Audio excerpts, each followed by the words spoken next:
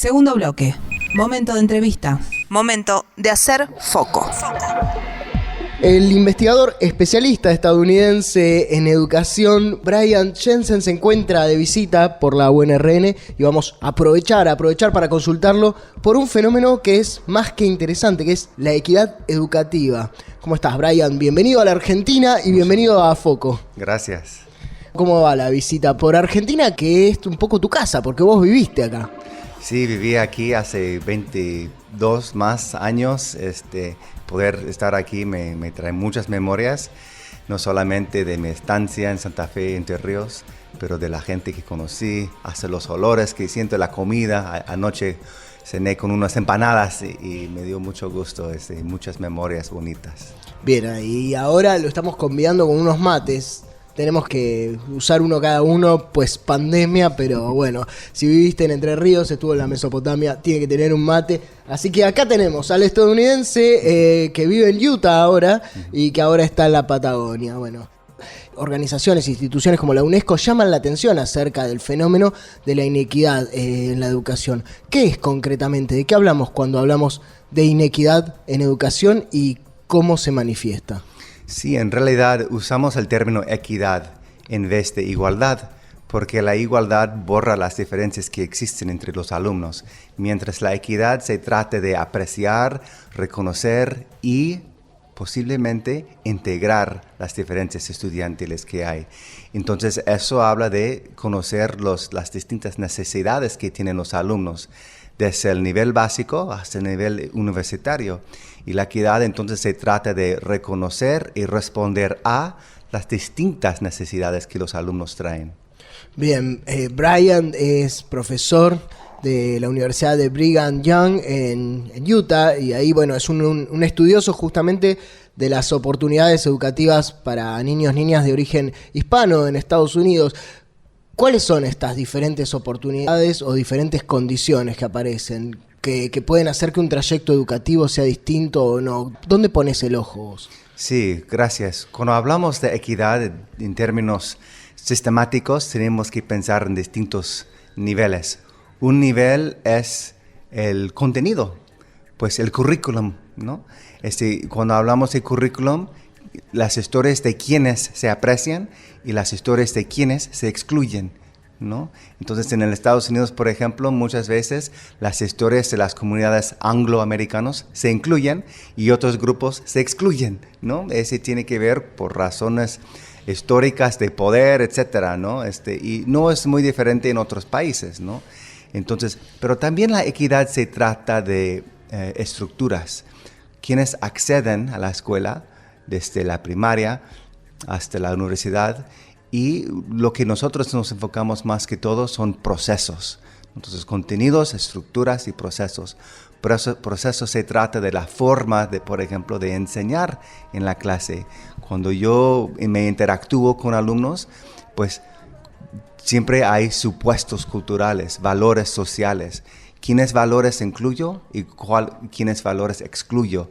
Y la forma de interactuar debe de cambiarse para que sea más equitativa, más transformadora y menos reproductiva. Esta forma de interactuar, ¿en qué consistiría? ¿En los temas que se incluyen, en las formas que se pregunta? ¿Qué es interactuar en una clase? Sí, la interacción es la esencia del aprendizaje, la interacción social, ¿no? No solamente la interacción entre maestro y alumno, pero también cómo orienta el maestro a que los niños se interactúen entre sí, ¿no? Entonces la interacción social es la esencia del aprendizaje. Y hay dos maneras de que en Estados Unidos al menos hemos encontrado en nuestros estudios pueden ser más equitativas esas interacciones. Uno es conectarse con la vida cotidiana de los alumnos. Y para hacer eso el maestro tiene que saber qué hace el niño fuera de la clase, qué valora, cuál es su rutina diaria. Y la segunda manera de que las interacciones sean más equitativas es a través de los contenidos. ¿Qué tan ligado es el contenido a su vida cotidiana? Y cómo se puede organizar la aula para que sea más un ambiente comunal y menos como independiente. ¿no? En el sistema angloamericano puede haber mucha competencia entre los alumnos. Hasta levantar la mano, los niños muchas veces se compiten por atención del maestro, ¿no? Entonces hay que disminuir este tipo de interacción para que sea más comunal, los niños se identifican con el bienestar del uno al otro y para que haya más equidad. Esos son dos elementos, la conexión y las interacciones comunales que pueden mejorar la equidad de la enseñanza, pues. Bien, Brian, ahí hablabas, bueno, en el sistema norteamericano es así y vos construiste un montón de categorías para observar justamente esto. ¿Qué pasa cuando eso lo traes acá? Digo, ¿qué diferencias tienen esos dos sistemas? Sí, pues empiezo con las semejanzas. El problema esencial que se trata en la equidad educativa es disminuir la reproducción social que hacen las escuelas. Es decir, la reproducción social es cuando un niño que viene de una comunidad o una familia privilegiada está también privilegiado en la escuela. Claro. ¿No? Por su forma de... Va a tener mejores oportunidades de comprender, de que lo mencionen a él, de que hablen de su historia, ¿no? Sí, claro. Y entonces, para disminuir, ese es el problema esencial, la reproducción social. Mientras, pues muchos niños vienen de familias no escolarizadas. No quiere decir que son familias educadas. O sea, hay muchas maneras de ser educado, ¿no? De valores, de comportamientos, etcétera. Pero muchos alumnos, especialmente en zona rural, vienen de familias no con mucha escuela formal. Entonces, ¿cómo los incluyen? ¿Cómo reconocen las fortalezas de esos niños? ¿Cómo puede organizar las interacciones la maestra con esos alumnos para que haya más equidad? Requiere cambiar la forma que enseñamos. Tenemos la tendencia de enseñar como fuimos enseñados, ¿no? Claro. Como es la socialización en general, ¿no? Y para cambiar eso tenemos que cambiar estructuras en las escuelas.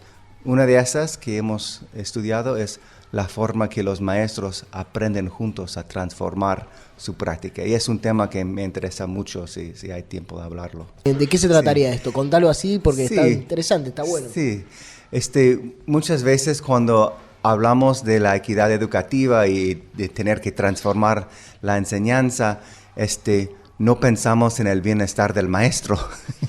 Si queremos apoyar mejor a los docentes, hay que apoyar mejor a los maestros. No solamente en términos de salario, etcétera, que siempre es un tema. Incluso aquí en Argentina estoy viendo los paros.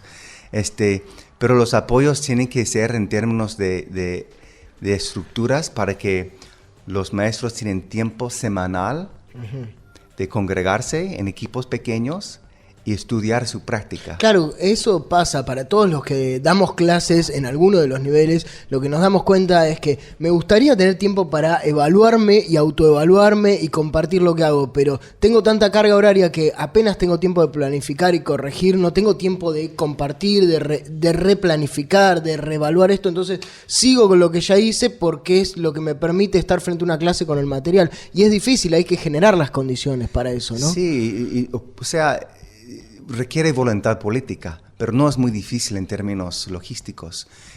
Nada más requieren los docentes 1 o 2 horas semanales para congregarse en equipos pequeños por maestros que enseñan los mismos o semejantes contenidos, a planificar sus lecciones, a apartar un tiempo de observarse en sus aulas y es tener indicadores para la observación, no para evaluar, sino para formarse, y después poder reflexionar sobre sus aprendizajes, revisar sus lecciones en base a sus observaciones, etc. Eso requiere una cultura de la mejora continua. No es una mejora de una vez, claro, ¿no? Es una cultura de la mejora continua. Pienso en cómo son los sistemas educativos. Te recibiste de maestra normal, ahora mando un saludo a mi suegra que es maestra de normal. La escuela normal argentina, sarmientina, que te recibiste una vez para siempre, y esto es la educación universal en todos los contextos, acá y siempre, y lo difícil que es abrir la cabeza, decir, no, bueno, esto aprendí hasta acá, pero mi formación tiene que seguir durante toda mi carrera y mi práctica docente. exigente. Sí, yo argumentaría que no hay una profesión más exigente que la docencia. No existe, porque cada día estás trabajando dependiendo del nivel, de 30 a 150 alumnos, cada uno con distintas necesidades y fortalezas, y estás trabajando en la enseñanza abarca las relaciones sociales, incluso los conocimientos académicos. Rinde, ¿no? Es un trabajo muy exigente, pero también muy gratificante, si esos apoyos estructurales están en el lugar para la mejora continua. Brian, hablas de particularidades de alumnos diferentes, recién hablabas de conectar con la cotidianidad de los estudiantes, de los alumnos, y me resuena todo el tiempo a un autor, un educador que es Paulo Freire. Uh-huh. ¿Qué te pasa a vos como investigador estadounidense y qué pasa por aquellas latitudes con el nombre de Paulo Freire? Sí, es un nombre muy reconocido. Yo en la escuela de posgrado sí estudiamos pedagogía del oprimido, uh-huh, y no usé el término opresión, pero es lo contrario de privilegio, ¿no? Uh-huh. Hay grupos privilegiados y hay grupos oprimidos. Y Paulo Freire nos dio, usando la palabra de él, su concientización, ¿no?, de este concepto, ¿no? Yeah. Que entonces la forma que enseñamos puede, sin saber el docente, sin reconocer, oprimir. Uh-huh. Sí. Pero mi única queja de ese trabajo fue que no conllevó un cambio sistemático. ¿Por qué el trabajo de Freire no conllevó un cambio sistemático? Porque sus ideas no se levantaron al concreto. Claro. Bien. Para que yo cambie mi práctica como docente, para que yo no enseño de la forma que fui enseñado, necesito retroalimentación pero súper específica, arraigado en mi trabajo. Si no lo tengo, no sé cómo cambiar. Son ideas abstractas. Tienen que ser ideas concretas para que conlleven el cambio.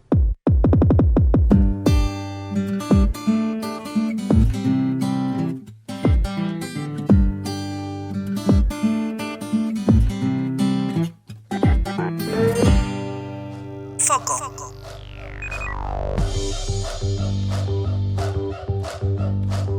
Estamos hablando con el profesor investigador estadounidense Brian Jensen, que es especialista en educación, investigador y un estudioso, ¿no?, acerca de cómo mejorar las oportunidades de aprendizaje, mejorando justamente las condiciones de equidad.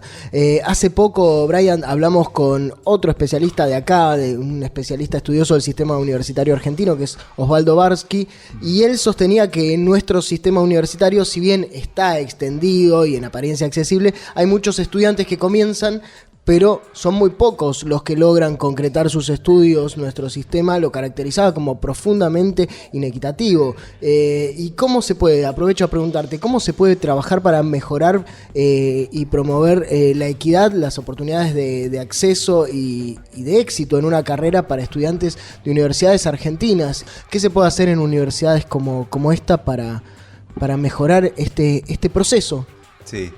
Sí, es importante reconocer que hay distintos niveles en el problema de equidad educativa. No tanto en términos no solamente en términos del nivel educativo, de primaria, secundaria, educación superior, pero también en términos de, como dije, estructuras, acceso.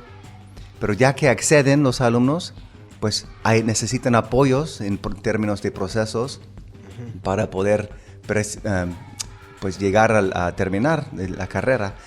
Yo creo que en Argentina estamos en un tiempo en que no hemos aún llegado a la discusión profunda de procesos. Estamos todavía hablando de acceso, ¿no? Y una de las cosas en términos de equidad es el sistema de créditos. Muchos alumnos que vienen de menos recursos se tienen que, por varias razones, trasladar de una universidad a otra. Uh-huh. Y para que ese traslado sea fácil, transparente y predecible, pues necesitamos un sistema de créditos que está bien hecho, básicamente.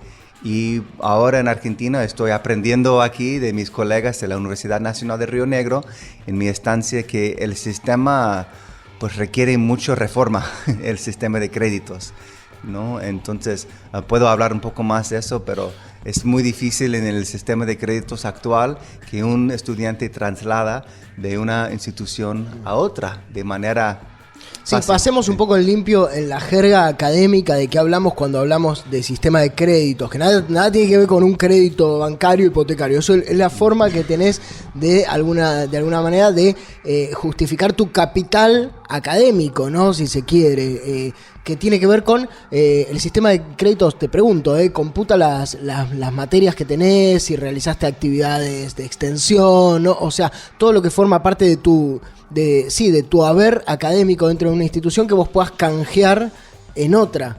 Exactamente. Entonces, cuanto más estandarizado y homologado esté eso, más fácil te va a hacer continuar tu trayectoria de alguna manera.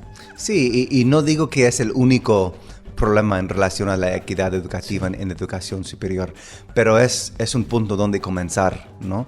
Sí, ese es el problema, como describiste, esencial, ¿no? Un crédito puede ser interpretado de varias formas por el profesor, quien dice que la materia se incluye en el traslado o no, ¿no? Claro. Un problema es que para una institución universitaria, un crédito puede decir X cantidad de horas, mientras otra institución con una materia con el mismo nombre puede indicar Y cantidad de horas, y no son iguales, aunque los créditos en términos de números son iguales. Sí.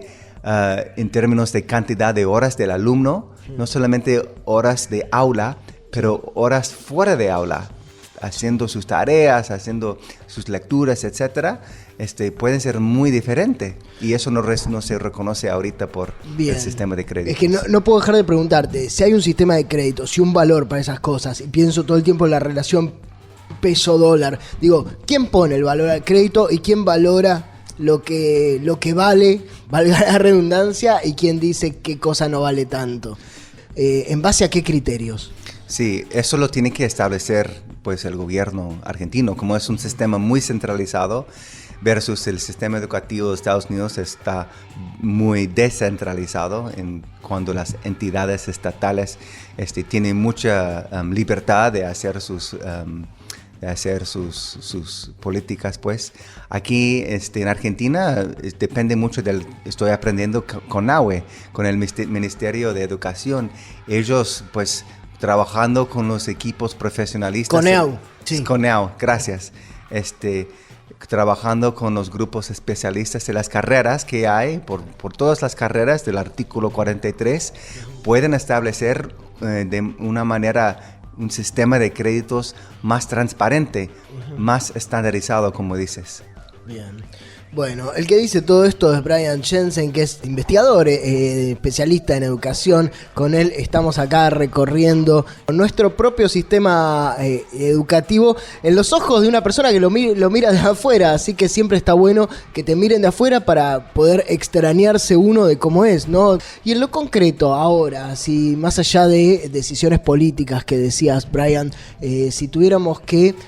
Te están escuchando docentes, te están escuchando distintos miembros de la comunidad educativa, que por ahí no dan clases, pero llevan sus hijos a la escuela o estudian en una universidad. ¿Qué podemos hacer desde nuestro lugar para trabajar por la equidad, para promover la equidad, para preguntar por la equidad desde la participación ciudadana, desde nuestro paso por un aula, como estudiante, como docente? ¿Qué se puede hacer el vecino, el que está escuchando ahora la radio, para poner esto y desde su lugar aportar a esto, levantar la mano y decir, ¿qué se puede hacer? Sí, muchas gracias, la pregunta está muy buena. La equidad educativa, como implica tu pregunta, es una responsabilidad de todos, ¿no? Como padre de familia, por ejemplo, tenemos 5 hijos, 4 de ellos están en la escuela primaria, entonces tenemos la vida bien llena, ¿no? ¿A cuál escuela aspiro a enviar mis hijos? Mis hijos que vienen de una familia, una comunidad privilegiada, ¿no? Es una pregunta que puede hacer los vecinos. Si tienen hijos, ¿A qué escuela aspiro a enviar mis hijos? ¿A una escuela privada donde se aíslan de la dinámica democrática? ¿O quiero enviar mis hijos a una escuela donde hay una diversidad de niños, especialmente una diversidad socioeconómica, donde los niños se pueden aprender uno del otro, para que haya en esta escuela un sentido de ciudadanía, un sentimiento de democracia social, ¿no? En un sentido de la pluralidad, ¿no? Eso es uno. Para los maestros, ellos necesitan más apoyo. Necesitan 1 hora o 2 horas a la semana apartada, pagada, para estudiar su práctica, para planificar juntos sus lecciones y tener tiempo de observarse, tener una cultura de mejora continua. Entonces, para los padres de familia, especialmente quienes vienen de generaciones de familia, quienes hayan terminado la universidad, yo diría que manden sus hijos a escuelas más plurales, para que se haga mejor la democracia, ¿no? No aislemos, no nos separemos, nos integramos. Eso es uno. Y para los ministerios de educación, apoyan sus maestros para que tengan una cultura de la mejora continua y para transformar su práctica a través de la imaginación, a través del razonamiento pedagógico juntos, a través de la colaboración profunda para mejorar, para transformar la forma que enseñan. Brian Jensen, profesor, investigador estadounidense, de paso por Argentina, de paso por la UNRN. Gracias, Brian, por estos conceptos, por estas ideas. ¿Cómo sigue la agenda ahora? Después de estos mates que nos estamos tomando, cada uno con su mate, ¿eh? Acá. Sí. ¿Cómo sigue? ¿Te vas corriendo Muy para rico, dónde? Gracias por el mate. Voy a hacer unas reuniones acerca de preguntas de ingreso universitario aquí con la gente de la Universidad Nacional de Río Negro. Y de ahí, pues, más juntas virtuales, con proyectos de investigación que tengo ahorita en México y también un proyecto en Hawái, justamente que traten esos temas de la mejora continua. Bien, ¿vas a hacer algo, además de trabajo, algo entretenido? ¿Te propusieron algo? Bueno, acá nos distendemos, te van a comer un asado, te van a llevar a la playa, algo. Sí, mañana voy al mar y esta noche a escuchar música andina. Sí. Bien. Hay de todo en la agenda de Brian Jensen. De paso por Argentina, de paso por la UNRN. Muchísimas gracias, Brian, por estar, por pasar y bueno, por estas ideas que compartimos a través de la radio. Estamos ahí leyéndote, siguiéndote. Sí, mucho gusto, gracias. Hasta la próxima.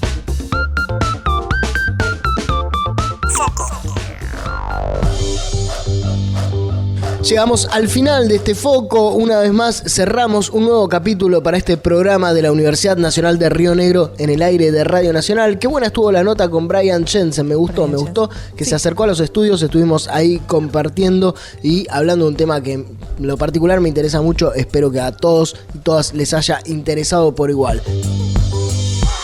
Vamos a cerrar con una frase de Eduardo Galeano, el escritor y pensador uruguayo, que con su propia voz, nos va a cerrar este programa de Foco. Una frase de Galeano entonces del libro de los abrazos y un mar de fueguitos. Ahí va. Un hombre del pueblo de Neguá, en la costa de Colombia, pudo subir al alto cielo. Y a la vuelta contó. Dijo que había contemplado desde allá arriba la vida humana y dijo que somos un mar de fueguitos. El mundo es eso, reveló. Un montón de gente, un mar de fueguitos. No hay 2 fuegos iguales. Cada persona brilla con luz propia entre todas las demás. Hay fuegos grandes y fuegos chicos y fuegos de todos los colores. Hay gente de fuego sereno que ni se entera del viento, y hay gente de fuego loco que llena el aire de chispas. Algunos fuegos bobos, no alumbran ni queman, pero otros arden la vida con tantas ganas que no se puede mirarlos sin parpadear, y quien se acerca se enciende.